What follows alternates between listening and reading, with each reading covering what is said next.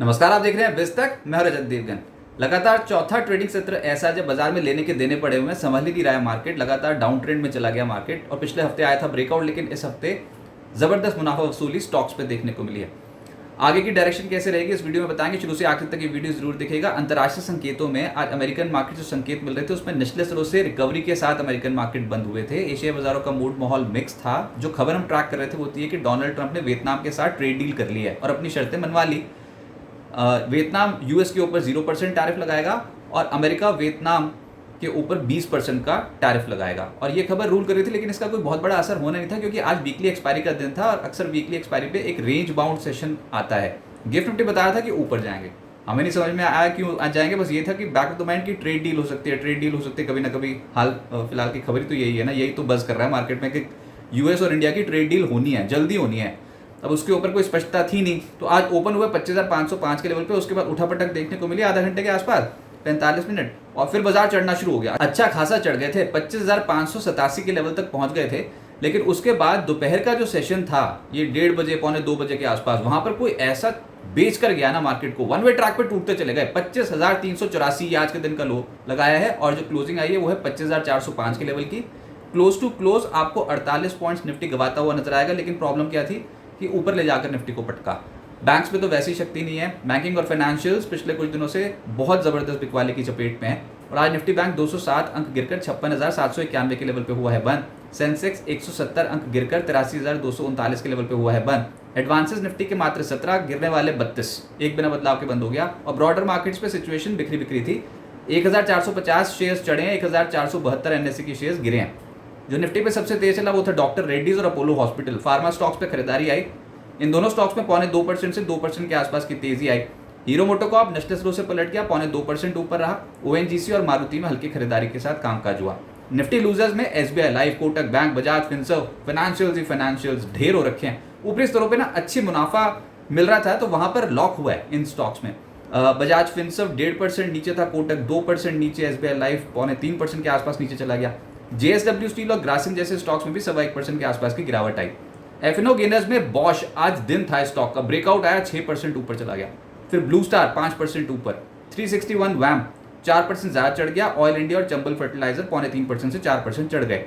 F&O losers में नायका में block deal हुई। बंगा फैमिली ने 2% हिस्सा बेचा इस ब्लॉक डील में, 4.25% नीचे आया स्टॉक। इंडिगो ये स्टॉक 3% नीचे चला गया। पीएनबी, आईसीआईसी प्रू और एसबीआई लाइफ 2.5% से 3% नीचे।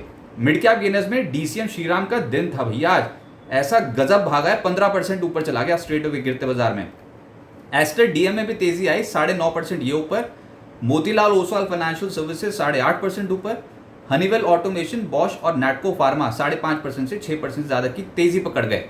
मिड कैप लूजर्स में नाइका 4.5% नीचे, ब्लॉक डील का इंपैक्ट था। फिर रेमंड, पीएनबी, अरविंद फैशन 3% से 4.25% नीचे। इन्फीबीम और राइट्स जैसे स्टॉक्स में भी 3% से ज्यादा की गिरावट देखने को मिली। फाइनेंशियल्स, बैंकिंग, इनमें मुनाफा वसूली ज्यादा थी। तो फाइनेंशियल्स में आप ICICI Pru, SBI life, Kotak bank, Chola finance, Bajaj Finserv, इनको 1.5% से 3% कमजोर पाओगे आज के सत्र में। सूची बहुत लंबी है। पीएसयू बैंक्स में पीएनबी बिजनेस अपडेट्स जारी किए, उसके बाद मुनाफा वसूली आ गई 3% ज्यादा। Union bank, UCO bank, central bank, SBI सब नीचे चले गए। लाल निशान की क्लोजिंग आई सबकी। प्राइवेट बैंक्स में बंधन बैंक सबसे ज्यादा पिटा है, 2.5% नीचे। कोटक बैंक 2% नीचे। Yes bank, axis bank, federal bank मुनाफा वसूली की चपेट में थे। रियल एस्टेट स्टॉक्स की बैंड बची हुई है। रेमंड भी अभी इसका हिस्सा है, 5% ये नीचे। रेमंड रियल्टी 3.5% नीचे। लोधा ओबरॉय रियल्टी, अनंतराज 1.25% से 2% नीचे चले गए। जो सेक्टर्स में तेजी आई उसमें है फार्मा। वैसे इस हफ्ते काफी डोमिनेट कर रहा है फार्मा, और आज भी जो तेजी है उसमें इप्का लैब्स 3% ऊपर, डॉक्टर रेड्डीज 2% ऊपर, अपोलो हॉस्पिटल, बायोकॉन और मैक्स हेल्थ जैसे स्टॉक्स हैं 1.5% से पौने 2% की चाल पॉजिटिव पकड़े हुए थे। एफएमसीजी में हरियाली देखने को मिली। रैडिको में 2.5% ऊपर चला गया। यूबीएल 2% ऊपर रहा। पतंजलि, डाबर और कोलगेट में हल्की खरीदारी थी। कंज्यूमर ड्यूरेबल शेयर्स में अच्छी खरीदारी हो रही है। जो भी स्टॉक इस इंडेक्स का हिस्सा है वहां पर तेजी है, जिसमें ब्लू स्टार 5% ऊपर डोमिनेट कर रहा है इस समय। वी गार्ड 3% ऊपर आया। वोल्टास पौने 3% ऊपर।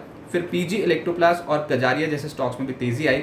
ऑटोज में जो चढ़े हैं उसमें है बॉश 6% ऊपर, हीरो मोटोकॉर्प, मारुति, मदरसन 1% से पौने 2% की चढ़ाई चढ़ गए।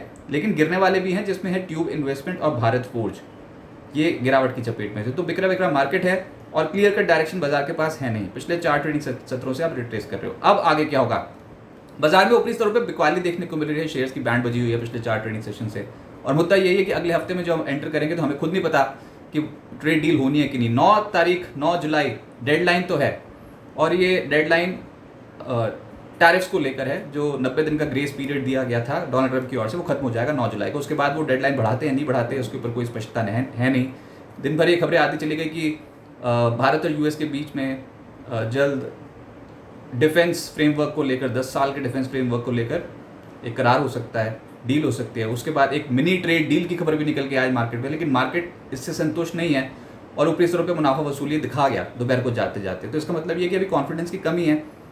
कॉन्फिडेंस पोजीशंस पकड़ के उसको होल्ड करना, और ऐसे फेज में जहाँ पर रिजल्ट सीजन शुरू होने वाला है और जहाँ पर अगले हफ्ते क्या हो जाए 9 जुलाई के बाद किसी को कुछ नहीं पता, तो कन्विक्शन वहाँ पर आता नहीं मार्केट में। इस तरीके की मार्केट देखने को मिल रही है कि 4 सत्रों से निफ्टी पिछले दिन के हाई के लेवल के ऊपर बंद ही नहीं हुआ।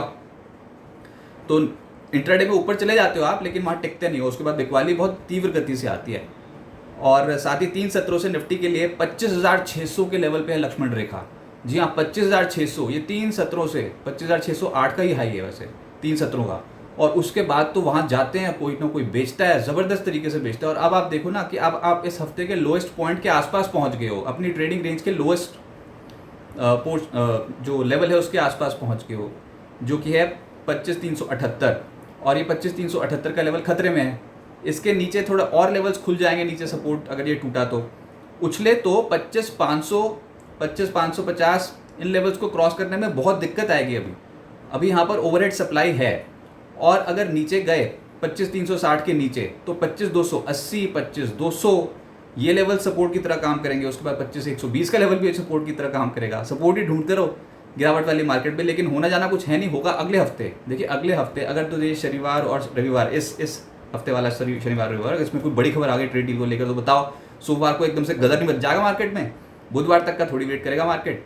तो इस समय इतना कन्फ्यूजन वाली स्थिति है ना कि बाजार उसको सही तरीके से एब्जॉर्ब कर नहीं पा रहा है। इसलिए आप देख रहे हो कि स्टॉक्स में मुनाफा वसूली देखने को मिल रही है। जो भी होगा, अगर ट्रेड डील हो गई तो बाजार में नई जान भी फूंक सकती है। इसलिए अपनी जो पोजीशंस हैं वो ठीक है आपकी पोजीशंस, बस अपनी पोजीशन साइजेस को अपने कंट्रोल में रखो। कोई बहुत बढ़ चढ़ कर खरीद कर बैठने वाली मार्केट है भी नहीं है रिजल्ट सीजन से पहले। और रिजल्ट्स जिन जिन कंपनियों के धीरे धीरे करके अच्छे आते चले जाएंगे, बिजनेस अपडेट्स उन पर बेट लगती चली जाएगी ओवर अ पीरियड टाइम। लेकिन 9 जुलाई को पहले देख ले क्या होना। उससे पहले 6 जुलाई भी है वो तारीख, वो है ओपेक प्लस मेंबर्स की बैठक, और वो भी बहुत इंपॉर्टेंट है। आज अमेरिकन मार्केट हुआ ये कि हाफ डे पे चले गए, आधे दिन बाद छुट्टी, और कल पूरा दिन की छुट्टी, क्योंकि कल उनका इंडिपेंडेंस डे है। तो उनको तो ये बर्दाश्त करना नहीं जो हम बर्दाश्त कर रहे हैं, हमको तो कल का दिन भी निकालना है, उसके बाद सोमवार मंगलवार का दिन भी निकालना है, फिर आएगी 9 जुलाई, तो वो भी देखना है। तो अभी तो फिलहाल मामला जो फंसा सा लग रहा है। पिछले हफ्ते आया था ब्रेकआउट, इस हफ्ते लेने के देने पड़े हुए 4 ट्रेडिंग सेशन से, और स्टॉक्स सरेंडर कर चुके होंगे, मैं समझ सकता हूँ आपके पोर्टफोलियो में भी। लेकिन इस हफ्ते के जो आउट परफॉर्मिंग स्टॉक्स थे वो थे फार्मा, कंज्यूमर ड्यूरेबल्स, ऐसी वाली कंपनियां चली हैं। जो रिट्रेस हो गए वो थे फाइनेंशियल्स, बैंकिंग, रियल्टी, यहाँ पर गिरावट देखने को मिल रही है। हमेशा ऐसा फेज नहीं रहेगा, बाजार मेजरली बेट लगाना चाहेगा क्वार्टर 1 नतीजों पर, लेकिन उससे पहले 9 जुलाई की डेडलाइन आगे बढ़ती है कि नहीं बढ़ती, बाजार इसको भी बहुत क्लोजली वॉच कर रहा है। और अगर इसके बीच में कोई ट्रेड डील की खबर आ जाती है तो वो एक बूस्टर डोज हो सकता है मार्केट के लिए। तो टिके रहें विकेट पे, और मौका देता नहीं है मार्केट। कहीं पता लगे आप आराम सब कुछ बेच बाच के उसके बाद सोमवार को धड़ करके ऊपर चला गया मार्केट, ट्रेड डील की खबर अगर कोई आ गई तो धैर्य रखें, ऐसा फेज आता है मार्केट में।